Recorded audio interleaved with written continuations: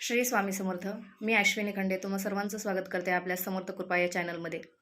बघा, आज आपण पाहणार आहोत महाराजांची नित्यसेवा कशी करायची.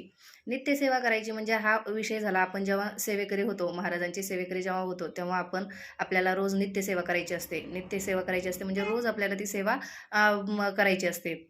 तर त्यासाठी सगळ्यात अगोदर आपण महाराजांचे सेवेकरी असणं गरजेचं आहे. तर सेवेकरी असण्यासाठी आपल्याला कशाची गरज आहे, तर आपल्याला सगळ्यात अगोदर आपण महाराजांचा फोटो हा आपण आपल्या घरामध्ये, आपल्या देवघरामध्ये स्थापन केला पाहिजे. तर सगळ्यात महत्त्वाची पहिली गोष्ट ती आहे की आपण महाराजांचा फोटो आणला पाहिजे, तो आपल्या घरामध्ये स्थापन केला पाहिजे आणि त्याच्यानंतर आपण नित्यसेवेला सुरुवात केली पाहिजे.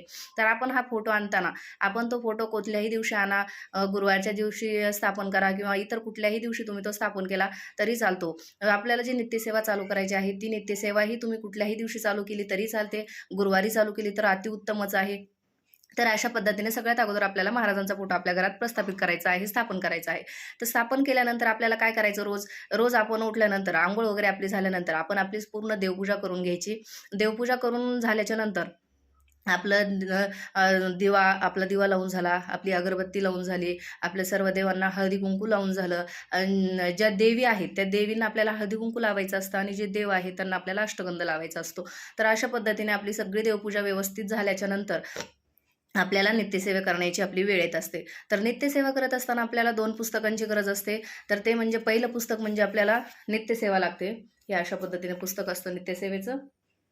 हे नित्यसेवेचं पुस्तक आहे आणि त्याचबरोबर दुसरं पुस्तक जे लागतं ते आपल्याला स्वामीचरित्र सारामृताचं लागतं. तर हे स्वामीचरित्र सारामृत हे अशा पद्धतीने आपल्याला 2 पुस्तकं लागतात आणि आपल्याला माळ एक लागत असते. तर अशी आपल्याला ही तुळशीची माळ एक लागत असते. तर हे नित्यसेवा करत असताना आपल्याला ह्या 3 गोष्टींची अत्यंत गरज असते. तर आपली देवपूजा करून झाली की सगळ्यात अगोदर आपण काय करायचं, नित्यसेवेमध्ये आपल्याला स्वामीस्तवन दिलेलं आहे.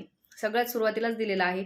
सुरुवातीचे 2-3 पानं तुम्ही ओपन केले की तुम्हाला ते स्वामीस्तवन लगेच मिळून जाईल. तर हे स्वामीस्तवन जे आहे ते स्वामीस्तवन सगळ्यात अगोदर आपल्याला घ्यायचं आहे. स्वामीस्तवन पूर्ण झाल्याच्या नंतर आपल्याला खाली एक मंत्र दिलेला आहे, गुरुर ब्रह्मा गुरुर विष्णू गुरुर्देव महेश्वरा गुरुर साक्षात परब्रह्म तस्मै श्री गुरुवे नमः. अशा पद्धतीचा आपल्याला एक मंत्र दिलेला आहे. स्वामीस्तवन पूर्ण झाल्याच्या नंतर खाली तो मंत्र म्हणून झाल्याच्या नंतर आपल्याला खाली सांगितलं आहे की 1 माळ जप. तर तो 1 माळ स्वामी समर्थ महाराजांचा जप आपल्याला ते करायचा आहे. तर तो जप करून झाल्याच्या नंतर परत आपल्याला हे जे स्वामीचरित्र आहे,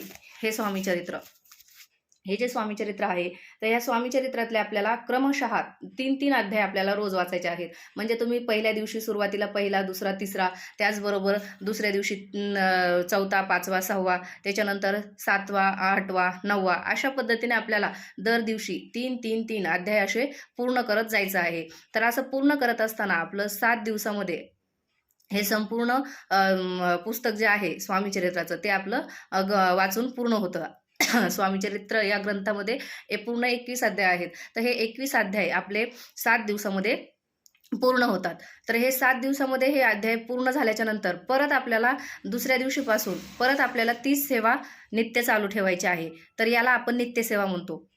तर ही सेवा आपण नित्य चालू ठेवली असता आपल्या घरामध्ये ज्या अडीअडचणी आहेत, आपल्याला ज्या कुठल्या पद्धतीच्या वेगवेगळ्या अडचणी येत असतात, आर्थिक अडचणी असतात, त्याचबरोबर आपल्याला घरात कुणाला काही आजार झालेले असतात, परत अजून वेगवेगळ्या पद्धतीचे बरेच काही आजार आपल्या घरामध्ये असतात, त्याचबरोबर बऱ्याच वेगवेगळ्या अडचणी आपल्या असतात. तर त्या अडचणीमधून आपल्याला वेळोवेळी महाराज मार्ग दाखवत असतात.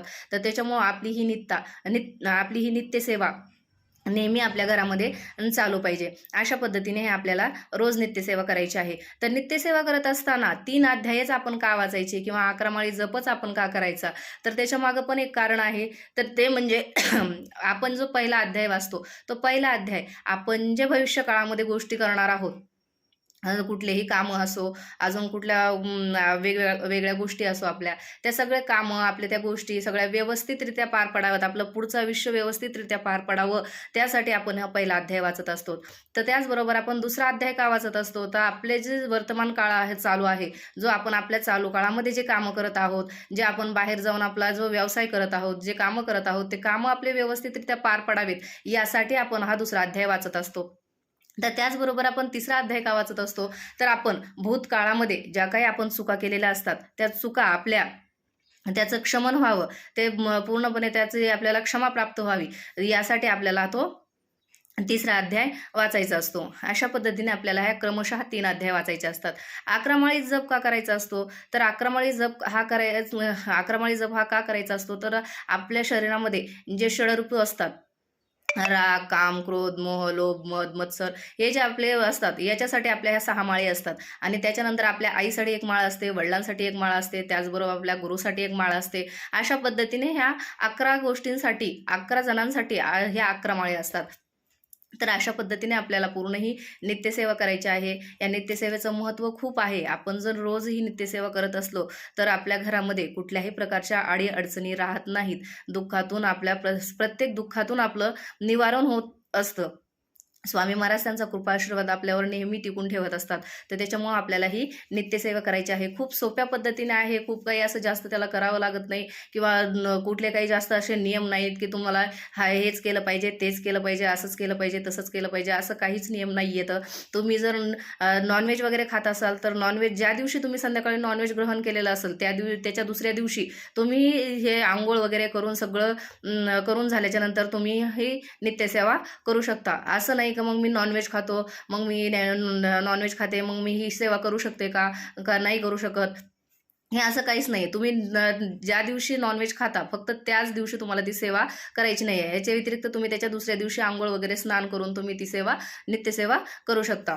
त्याचबरोबर आपल्याला फक्त 4 दिवस तेवढे आपल्याला नित्यसेवा करायची नसते. त्या काळामध्ये बाकी आपण प्रत्येक दिवशी नित्यसेवा करू शकतो. आपली कंटिन्यू हे सेवा चालू पाहिजे. कधी गावाला वगैरे आपण जर गेलो, तर ते फक्त त्या पिरियडमध्ये ठीक आहे. समजा आता कधी-कधी आपण गावाला जातो, तर त्यावेळेला बऱ्याच गोष्टी शक्य होत नाहीत करायला बाहेर गेल्याच्या नंतर. तर त्यावेळेला काही हरकत नाही. पण आपण जेव्हा आपल्या घरी असतो, तेव्हा आपण रोज आपली देवपूजा आणि देवपूजेच्या नंतर आपली नित्यसेवा, ही नित्यसेवा झालीच पाहिजे. या गोष्टी आपण जर करत राहिलो, तर सतत आपलं मन प्रसन्न राहतं. मन प्रसन्न राहिल्यामुळे आपला दिवस चांगला जातो. दिवस चांगला गेला म्हणजे आपले कामं व्यवस्थित झालेले असतात, म्हणून आपला दिवस चांगला गेलेला असतो. तर त्याच्यामुळं आपण सर्वांनी नित्यसेवा करावी.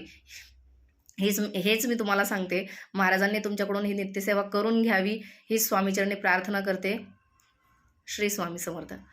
तुम्ही माझ्या चॅनलला सबस्क्राईब करा, लाईक करा, शेअर करा आणि कमेंट्समध्ये नक्की सांगा तुम्हाला हा व्हिडिओ कसा वाटला. कारण तुम्ही जर कमेंट्स करून सांगितलं, तरच मला पुढचे व्हिडिओ टाकण्यासाठी उत्साह मिळेल, प्रोत्साहन मिळेल. त्याच्यामुळे मला नक्की कमेंट्समध्ये सांगा की तुम्हाला हा व्हिडिओ कसा वाटला. अजून तुम्हाला कशाबद्दल माहिती हवी आहे, तुम्हाला काय म्हणजे काय अजून इच्छा आहे तुमची जाणून घेण्याची, ते मला नक्की कमेंट्समध्ये सांगा. श्री स्वामी समर्थ.